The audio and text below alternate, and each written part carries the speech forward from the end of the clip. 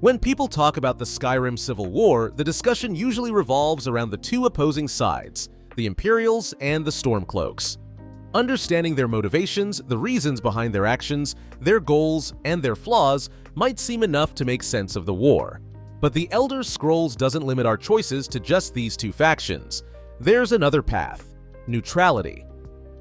Up until a certain point in Skyrim, we see a Jarl who represents this neutral stance, someone loved by some and accused of treason by others, Balgruuf the Greater, the Jarl of Whiterun. When I look at Balgruuf, I see a character with just as much depth and foundation as Ulfric's Stormcloak or General Tullius. Within the Elder Scrolls community, Jarl Balgruuf is often described as the embodiment of a true Nord leader, honorable, fair, and deeply devoted to the well-being of his people. He's seen as a ruler who genuinely cares about his citizens and prioritizes their needs above all else. His reputation for maintaining a balanced political stance during the Civil War also gives him certain advantages across Skyrim.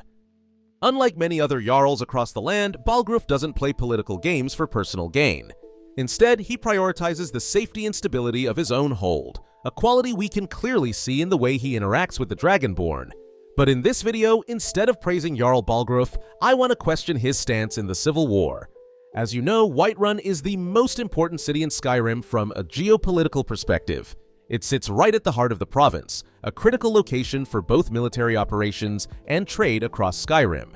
Now imagine being the Jarl of such a strategically vital city. What are the chances that war wouldn't reach your gates, or that you could truly remain neutral? I want you to think about that question as we begin this video. Let me also share my opinion on the arguments we'll discuss today. Balgruuf is a good man, but I don't believe his neutrality can be justified as ethically sound for Skyrim as a whole. By prioritizing the safety of his own hold, Balgruuf might have actually prolonged the war and pushed it into a deadlock. Yes, his quick and decisive action against the dragon threat proved both his courage and his commitment to protecting Skyrim's people. And I don't really disagree with those who see him as the embodiment of a true Nord. But his neutrality also blinded him from seeing the bigger picture of the war. One of my viewers once said that Balgruuf couldn't see the forest for the trees and chose to sit behind the fence.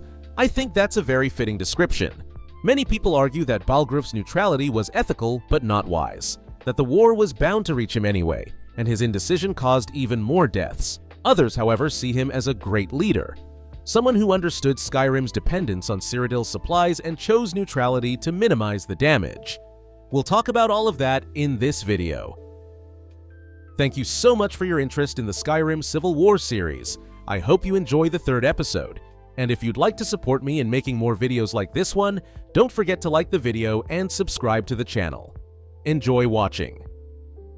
It's worth noting that Balgruuf isn't only respected by us players, but also among the other Jarls of Skyrim.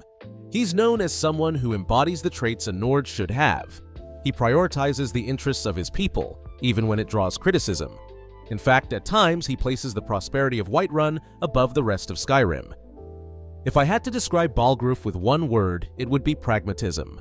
His practical mindset is what pushed him to act swiftly against Alduin, a threat he considered far greater than the Civil War itself. He even allows the Dragonborn to use Dragon's Reach to trap a dragon, helping in the fight against Alduin. Thanks to Balgruuf's decision, the Dragonborn manages to capture a dragon and gain vital information for the final battle. This act clearly shows that Balgruuf is a leader who puts the well-being of his people above his own comfort and property. However, in stark contrast to his competent public image, Balgruuf's family life is a complete mess. In the game, he's portrayed as a distant and neglectful father. The clearest example of this is the quest, The Whispering Door, which involves his son Nelkir. This quest reveals that Balgruuf is completely unaware of Nelkir's disturbing behavior that stems from being corrupted by the Daedric Prince Mephala within the very walls of Dragon's Reach. We can also feel the tension between father and son in Nelkir's dialogue, which expresses a deep resentment toward Balgruuf. Even Irileth, Balgruuf's housecarl and closest ally, admits her suspicion that some of his own children might wish for his death. And while it isn't canon, some cut content from the game gives us a darker glimpse into what Bethesda may have originally intended, a storyline where all three of Balgruuf's children, corrupted by Mephala, end up killing their father. Though this didn't make it into the final version, I find it worth mentioning, as it shows the developers' intent to portray a deeply dysfunctional family dynamic beneath Balgruuf's noble exterior. If you progress through the Civil War questline on the Stormcloaks side, Balgruuf loses control of Whiterun and is exiled to solitude. When you speak to him there, he expresses fear that his children might be taken hostage for ransom. Yet his children remain in Dragon's Reach, a clear sign that his paternal authority and ability to protect them have completely collapsed. This mirrors, in a poetic way, the loss of his political authority across Skyrim as a result of his neutrality. Let's take a closer look at that. The Whispering Door quest isn't just another Daedric Prince storyline, it serves as a powerful metaphor for understanding Balgruuf's entire political dilemma. The subtle and corrupting influence of Mephala that he fails to deal with inside his own home mirrors the creeping, corrupting influence of the Civil War that he tries in vain to ignore beyond Whiterun's borders. The threat from Mephala is an internal one. It feeds off the dysfunction already festering within his family, and Balgruuf's response to it is steeped in neglect and ignorance. Yes, Balgruuf may be a great Nord Jarl, a noble ruler, but he's also a man blind to the decay seeping into his own keep. The Civil War might seem like a threat from outside Whiterun's walls, but in reality, it has already infiltrated the city from within. Whiterun slowly fractures under the pressure of the war, and the best example of this is the political rivalry between the Battleborn and Greymane families. These two central issues in Balgruuf's life open the door for us to question his authority and leadership. Being a father and being a ruler are two titles that share the same roots. Both demand guidance, protection, and decisive action. In both of these challenges, Balgruuf's failure to act early and decisively allows the threats to grow into full-blown crises. Nelkir's corruption becomes undeniable, and soon enough, Ulfric Stormcloaks' army marches to Whiterun's gates.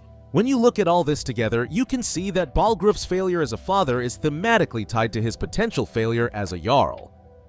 Balgruuf's inability to confront the darkness within his own family, a family already tangled in confusion, with even the fate of his wife left uncertain, ultimately foreshadows his failure to protect his hold's neutrality against the greater darkness tearing Skyrim apart.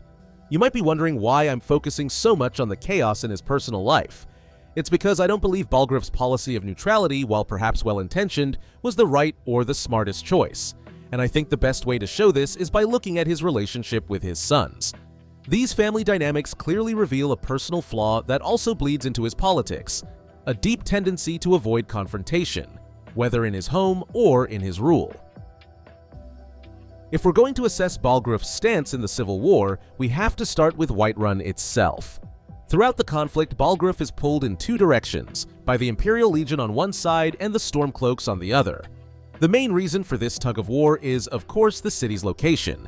Regardless of which side you choose, the battle fought on Whiterun soil becomes the turning point of the Skyrim Civil War. In this part, we'll take a closer look at Whiterun's strategic, economic, and symbolic value, and how controlling this city isn't just a tactical advantage, but the only real path to victory. Because being the Jarl of this city means carrying immense pressure, and it's exactly why Balgruuf's neutrality wasn't a wise decision.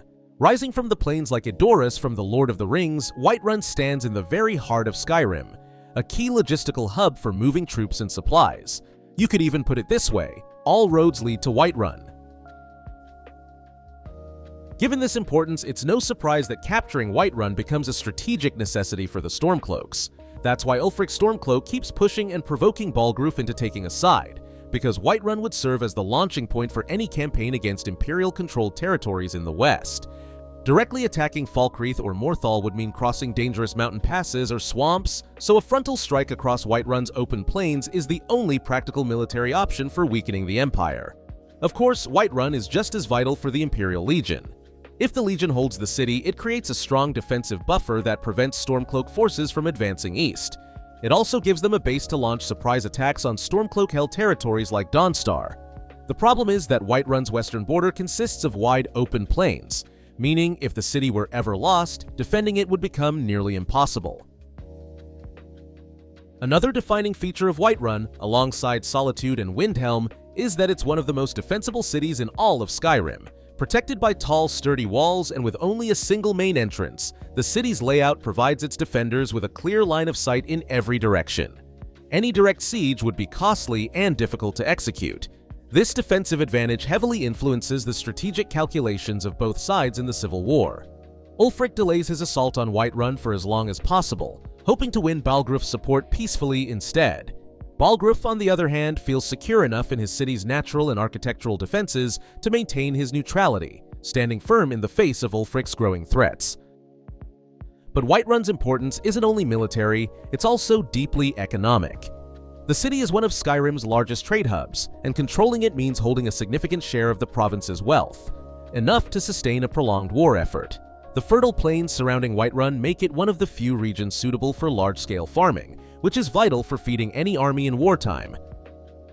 This is exactly why the potential occupation of Whiterun and the insecurity of its trade routes is such a major concern for both Balgruuf and Skyrim's people. Once the roads become unsafe, trade slows, and access to food supplies becomes limited. That in turn damages Whiterun's economy, and eventually, Skyrim's entire economic network.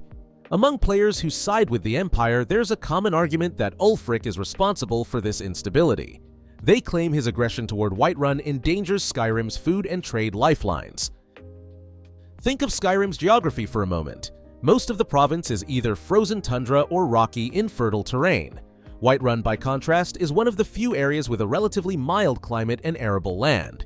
And when you consider that much of Skyrim's imported goods from Cyrodiil pass through Whiterun, it becomes clear that losing this region's security would have devastating consequences for the entire province. In many ways, this economic and logistical dimension might even outweigh the military one.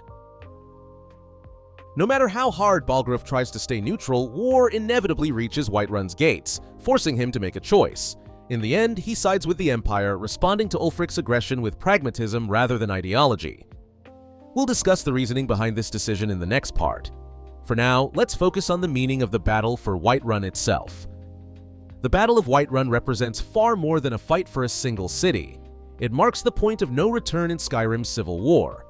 Up until this battle, the conflict could still be described as a series of regional skirmishes and localized unrest.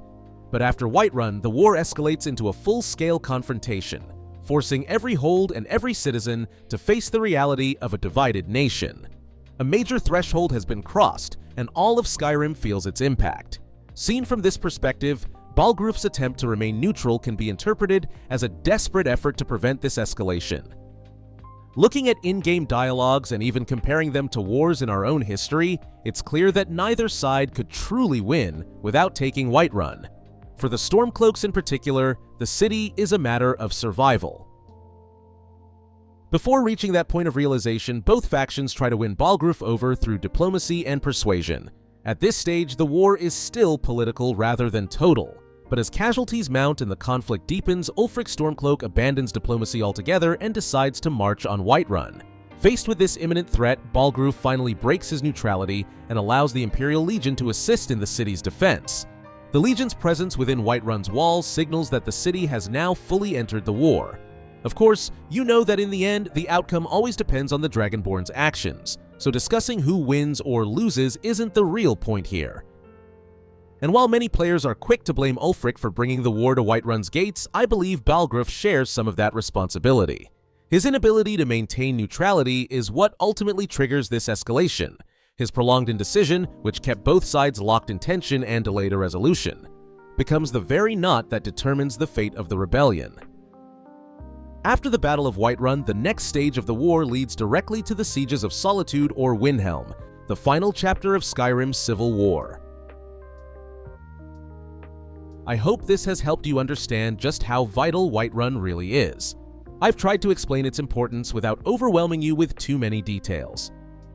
If you pay close attention to the dialogues you have with the city's inhabitants, you'll notice even more layers of meaning and hidden significance. Being the Jarl of such a crucial city during a civil war must be an incredibly heavy burden. And while I've criticized Balgruuf in some respects, I also fully recognize the weight of the responsibility he carries.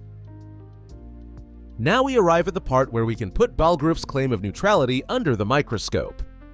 It would be surprising if a Jarl holding a city of critical importance, with a population sustaining active trade, weren't under pressure. Up until now, I've talked about Balgruuf's neutrality, but in reality, it's not complete neutrality. His so-called neutrality is more about refusing to commit troops to Whiterun on behalf of the High King or either side in the Civil War. The reason I find this stance ethically questionable is that Whiterun still materially supports the Imperial war effort. We know that Adrian Avenici fulfills large weapon orders for the Imperial Legion, and Imperial patrols move freely throughout the region. Naturally, this makes Balgruuf a legitimate target for the Stormcloaks, turning his neutrality into an illusion. Balgruuf's motivations are twofold.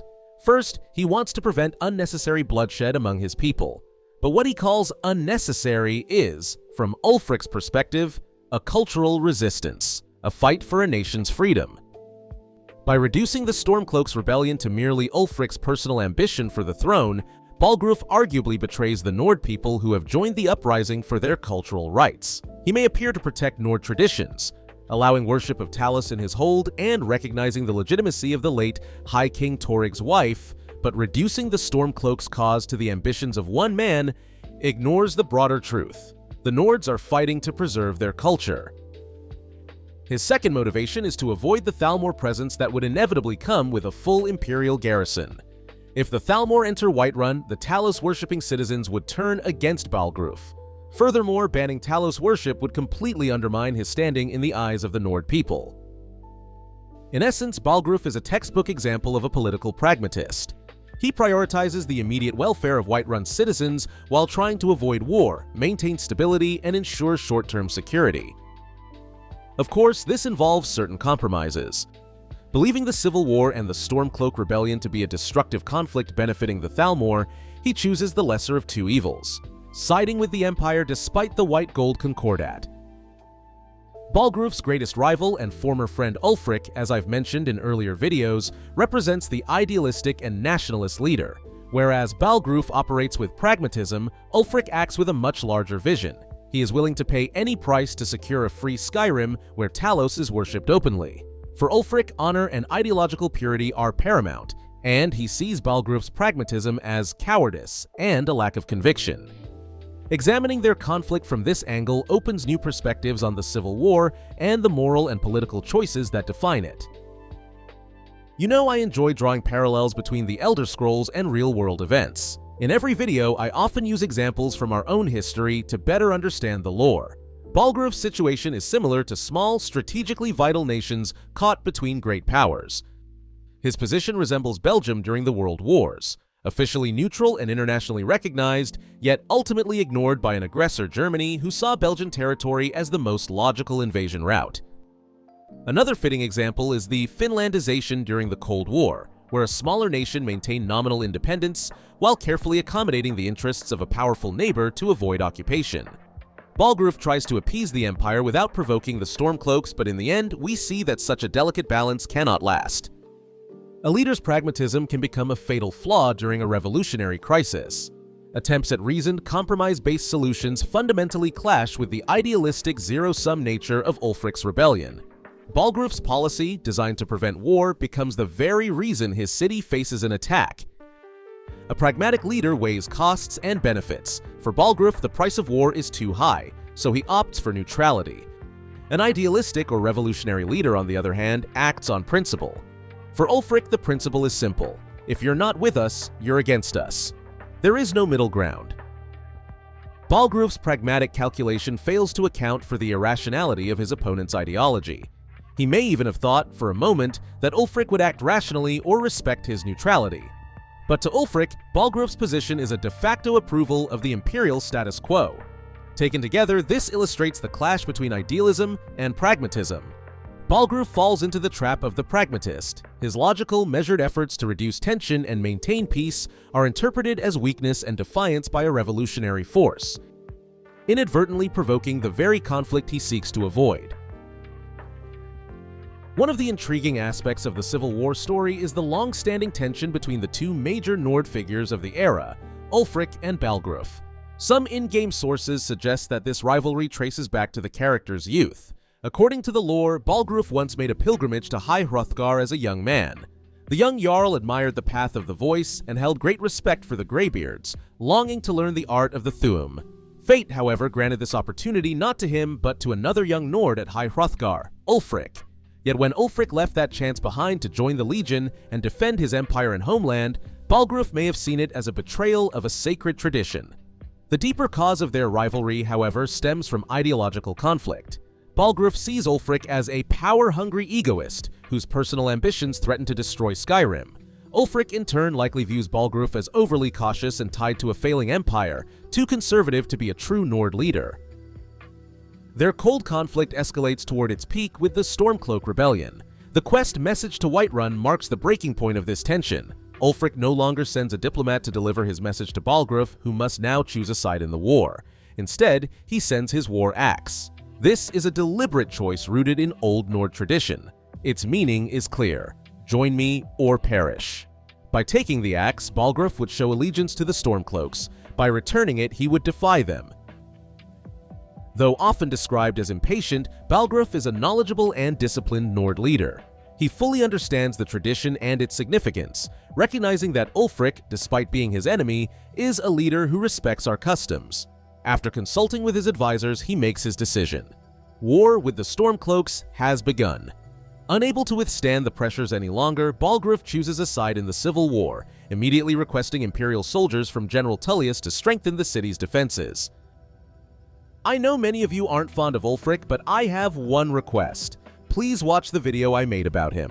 I truly believe Ulfric is a character often misunderstood. His use of the war axe in the communication between the two Jarls is a clever political move, weaponizing Nord tradition against Balgruuf and breaking the stubborn neutrality of someone deeply committed to their culture. With this action, Ulfric removes all nuance surrounding Balgruuf while framing the upcoming military operation on Whiterun in the eyes of the public as culturally justified. Ulfric's entire rebellion is rooted in being the true voice of the Nords and their traditions, so drawing Balgruuf into the conflict in this way is a highly strategic maneuver. Balgruuf, as a guardian of cultural tradition, cannot ignore or reject such a move. By using the axe, Ulfric pulls the conflict onto his own terms, bypassing modern diplomacy and returning to an older warrior code. Ideologically, this is Ulfric's territory. This ultimatum is a political trap for Balgruuf. If he accepts, Ulfric gains Skyrim's most important city without a fight. If he refuses, Ulfric can portray him as a cowardly Imperial supporter and an enemy of Nord tradition. Honestly, I love the rivalry these two leaders create in the story. Even though I've criticized Balgruuf in this video at times, he remains very much a Nord worthy of Skyrim. Ulfric, on the other hand, exemplifies the hot-blooded Nord of the old tales. Unlike the Tullius-Ulfric conflict, the Balgruuf-Ulfric rivalry takes us deeper into the heart of Nord culture. One of the most criticized aspects of Balgruuf, as well as other Skyrim Jarls, is their acceptance of chests full of gold from the Empire to ensure they remain silent about the White Gold Concordat. The origin of this claim comes from a single line of dialogue by Balgruuf's steward, Proventus Avenici, during a discussion of the Concordat. The chests of gold weren't too bad. Balgruuf's immediate angry response, "Damn it, it's not about the gold," is telling. This strong rejection shows that behind the Civil War lies a complex geopolitical reality that cannot be reduced to simple bribery. Stormcloak supporters often interpret this exchange as proof of the Jarl's corruption and betrayal. However, Proventus's comment was likely meant to highlight the tangible benefits of remaining loyal to the Empire, such as trade support, infrastructure, and backing for the governance of their territories. From this perspective, Balgruuf's decision to side with the Empire can be seen as a reasonable strategic choice. Like many Imperial loyalists, he believes that a fractured Tamriel cannot stand against the Aldmeri Dominion.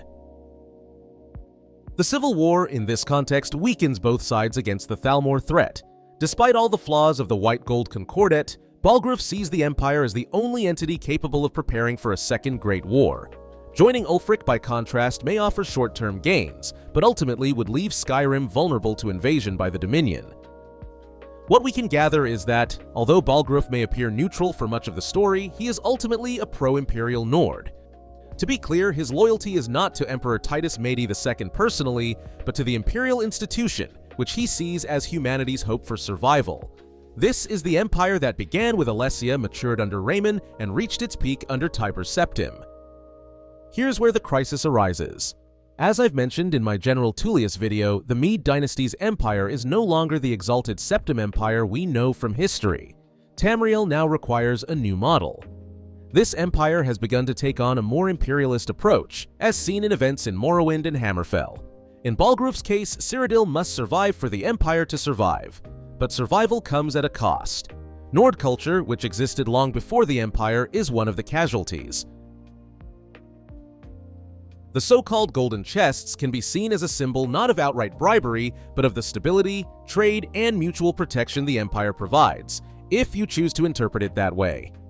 Personally, I don't agree. These chests are in effect a bribe. a sign of how the crisis that plagues Skyrim has infected its leadership.